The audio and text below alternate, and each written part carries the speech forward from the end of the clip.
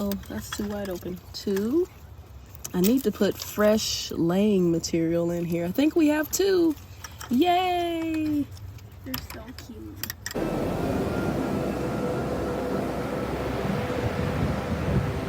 Hello, and what's good, y'all? Oh boy. So let's catch up. We went, I'm still a little congested, so I sound a little nasally, but we went from being a family of 4 to a family of 5, and we welcomed a toddler in. So I'll try to remember to insert the link for my preparing for foster care video. If you look at that video, I was preparing for an infant because my range was 0 to 2, but then I pushed it to 0 to 3. Preparing, the only thing I prepared was the toy cabinet, and the toy cabinet is a complete hit. This child really enjoys the toy cabinet, but the clothing, I had none. It was just, yeah. So if you watch that video, that's more preparing for an infant, but definitely get yourself a toy cabinet because that thing is a hit. I went to Walmart this morning for a fishing rod because I do enjoy fishing, and my reel and rod were too small. I threw it out there. Fishing storage, just bear with me. I threw it out there. I had a bite. My rod is bending over, fish is pulling, and then all the line snatches out from the reel. All the line snatches out, and everything's gone. And I'm like, this is the last day that I use this little bitty rod and reel set. So I went to Walmart to get me a rod and reel. Came in through the garden center. It was raining. Had no intentions of stopping and buying garden plants. But look what I found. So this Whitney Farms brand is new to me this year. I don't know if this is just a Georgia thing or what, but they had this gray griller squash. And what this is it is a gray colored eggplant. I like to get vegetables that I'm not going to find in the store. I like to get kind of quote exotic vegetables, and this one definitely will be one.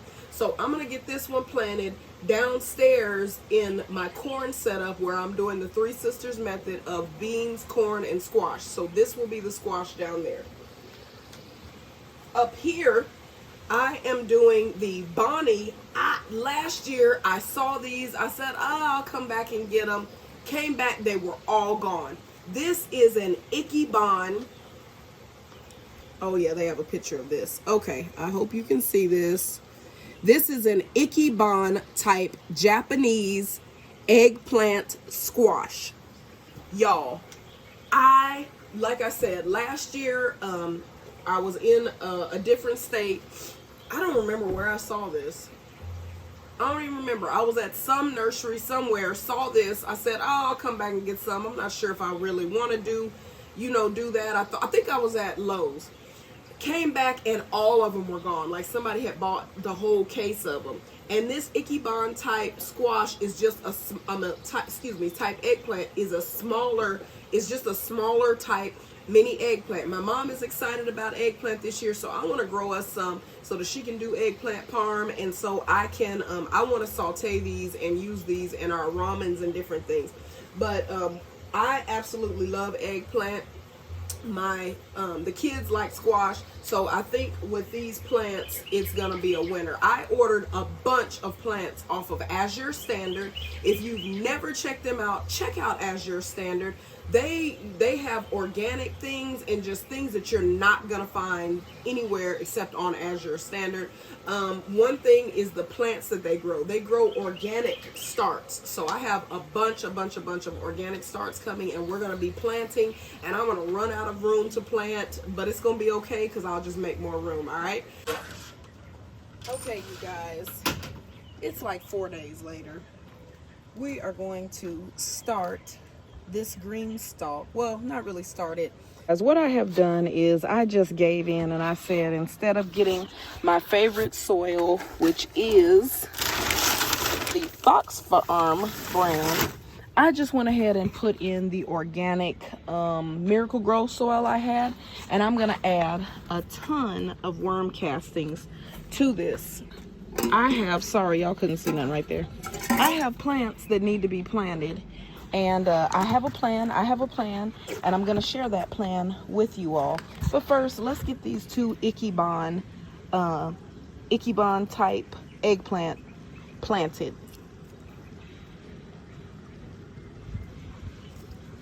Okay, we have two Ikebana Japanese eggplants planted in the green stalk. So what on earth is a green stalk?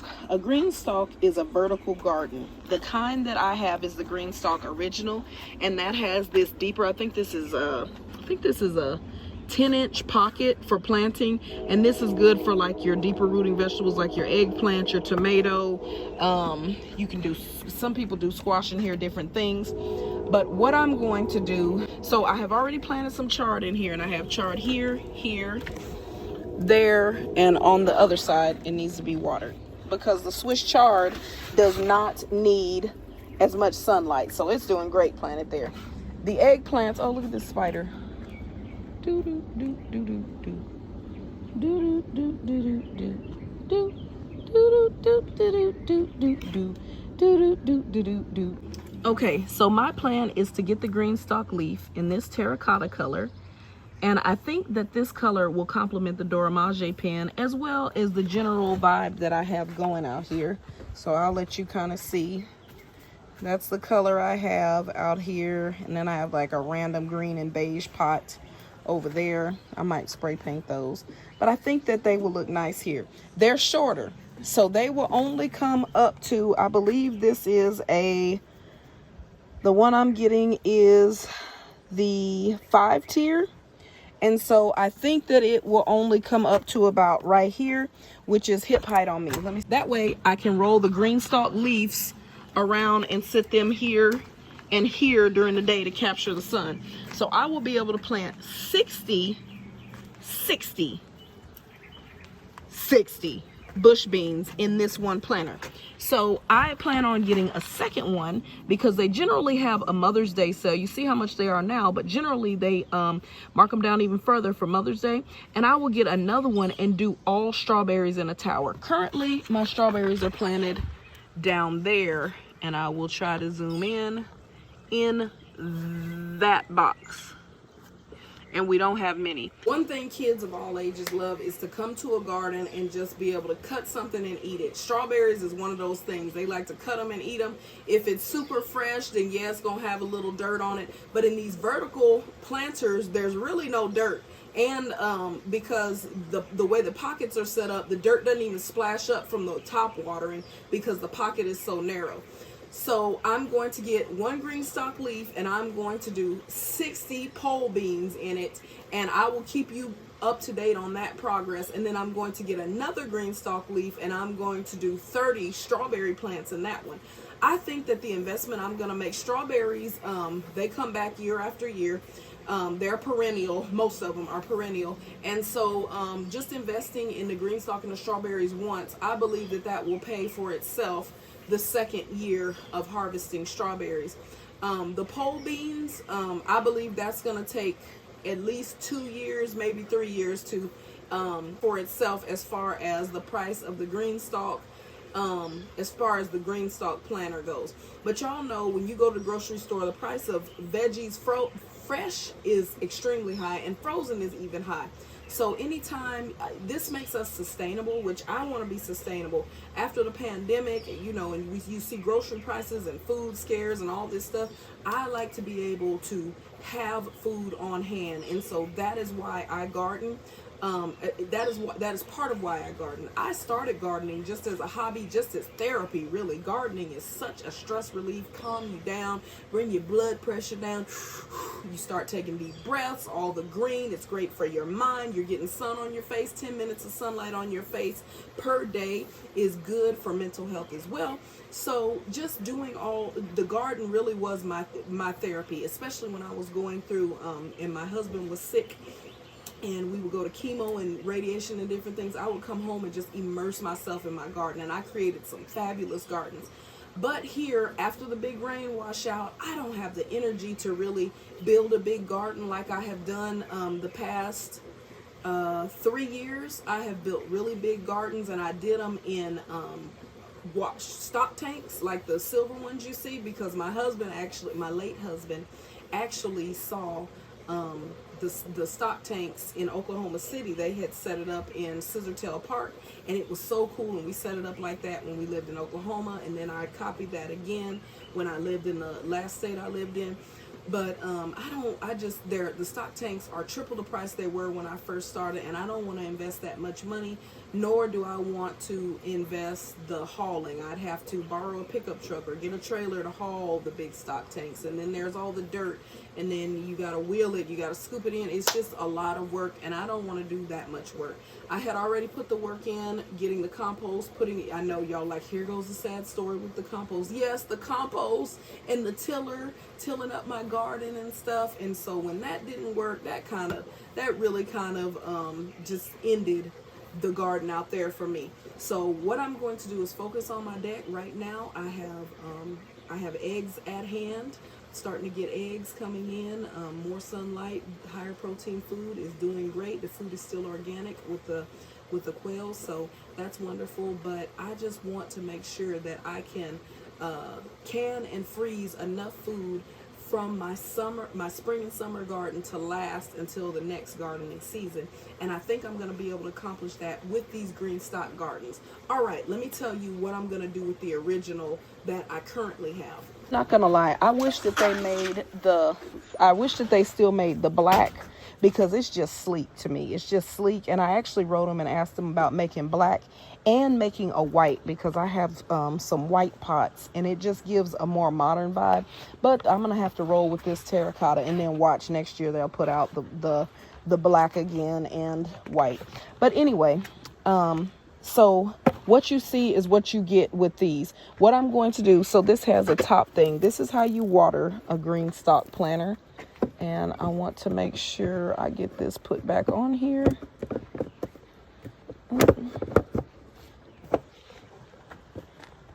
Okay. This is how you water a green stock planter. So this has dirt in it. This one doesn't. This one doesn't. I need to get more dirt.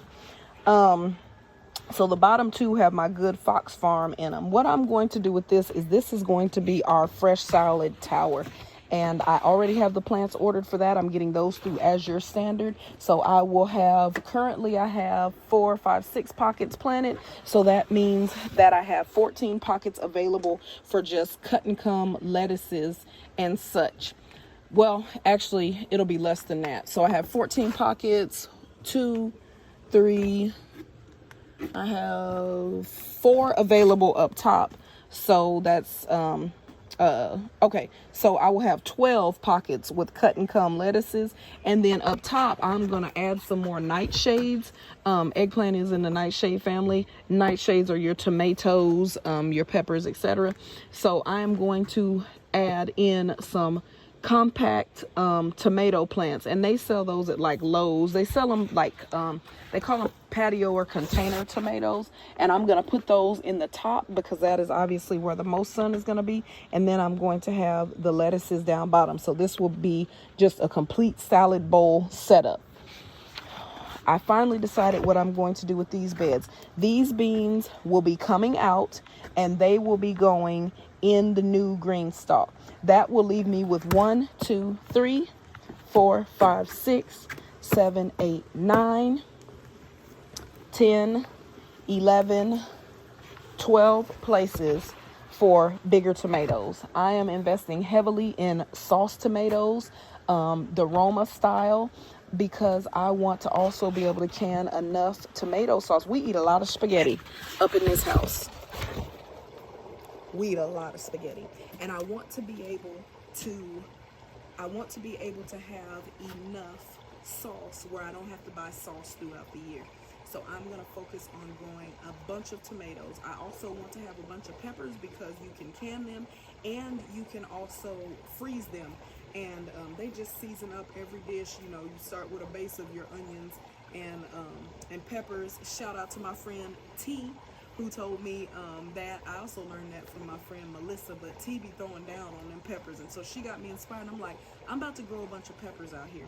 So each one of these beds, let me get y'all so you can see. Each one of these beds will be a tomato pepper combination. I have some herbs in pots, but I will also squeeze herbs in between in here, and I will also probably squeeze some herbs in here. I'm not sure if I will or not because I have enough space out here. And then I saw a nice pot at TJ Maxx that's shaped something like that I'm gonna get, that I might just make an herb pot. But herb as in, you know, the herbs you eat. I ain't talking about herb as in California Kush or none of that. I'm talking about basil. I'm talking about your oregano. I'm talking about your cilantro. That's what I'm talking about, y'all. All right, stay with me. Okay, so what we have left is this squash plant, but I am not going to mess with it because it is actually going to go down there. You notice I moved these pots from there, which they were in the last video, to there. And I think I'm even going to move them over one more hair because I am realizing that it is sunny right there about an hour before it is here, and I want that corn to get as much sun as it possibly can. I also have beds down there that I am going to work with. I am not going to work with the giant garden plot that I had tilled. That is done. That is over with. Probably going to put some sort of cover grass there and slap a trampoline on that piece. Okay, so I am bringing back my egg tray, and I'm gonna see if these ladies laid anything. I thought I saw, there's one. Okay, oh yeah, there's two. And that's not poop, that's just dry grass. Look at there, look at there. Winner, winner, chicken dinner. I don't trust that one. Yeah, when you have had, and they are starting to lay, but I need to refill their food. And the thing about these is they will just drop these eggs anywhere, so I kind of like to go through and check, but they do like make a little nest. So we have had 4 total eggs. One is gone.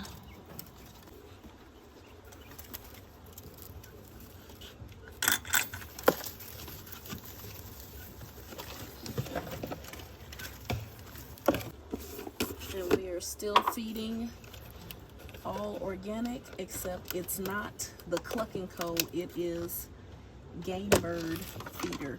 It is a Game Bird crumble, and it is a 30% protein. They need the higher protein. They will not lay on just chicken food alone. You have to heavily supplement, and yeah, that's expensive because mealworms are very expensive and you're having to give them so many. But as soon as I started them on this 30% Game Bird food, they started laying the next week. Okay, so quickly, one thing I wanted to say was I was talking to my friend, and she was saying how she might like to get some quail, and I was like, girl, they stink. They stink. The smell is just bad. But what I wanted to say is now I have found a solution for that.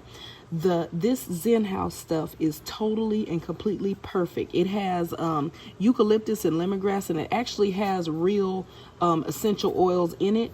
This stuff took the stench away from the quail, and the quail poop is very ammonia-like, like a cat box. This stuff took the scent away, and I am really happy with it. It also decreased the amount of flies. I had a bunch of flies. Now I only have like 2. My biggest problem is that leaky water thing, and I'm gonna get that fixed. But if you're considering quail and doing a quail house, you can do it with less stink using this Zen House stuff. It is on Amazon. It's also at Tractor Supply Co.